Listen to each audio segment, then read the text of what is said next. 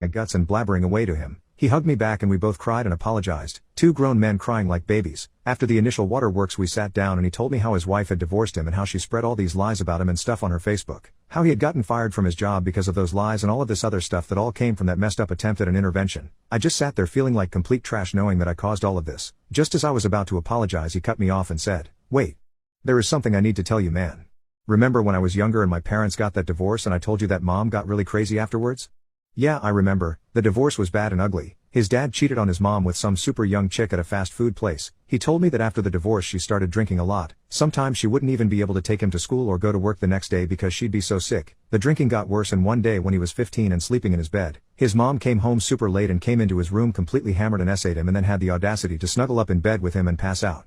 After that night, she'd drink, get drunk and then essay him, and when she was sober she'd act like nothing happened. She even started telling him that he was the man of the house and that he had certain responsibilities now that he's the man of the house. This essay continued all the way up until January the 1st of this year. He finally had enough and put a stop it. He said he hasn't seen or talked to his mom since March of this year.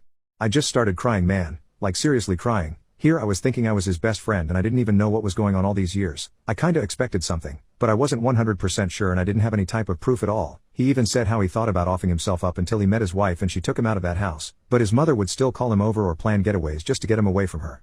His mother hated his wife with a passion. I never knew he was suffering alone all of these years. How could I even begin to call him my best friend or my brother, and I was never ever there one time for him out of all these years he was going through stuff. He asked me to not say anything to my partner and if I could keep this between me and him. Of course I agreed without hesitation. We spoke about him getting help and he made me promise not to say anything about this to anyone. He said he doesn't want his mom to get into any trouble and he doesn't want her to suffer because she's already suffered enough by his dad. I cannot for the life of me believe that all these years she's essayed him and he's still willing to sit here and protect her, even made me promise not to do anything.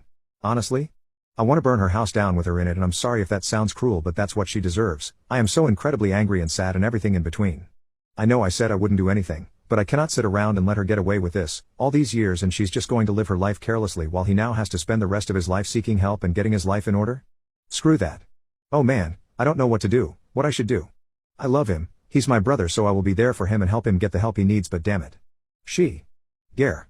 I am going to keep his secret safe with me. He's back in my life and I'm given another chance. I won't mess this up again by jumping the gun. I'm just so damn angry. My heart is hurting and I feel so terrible. I really want that woman to pay.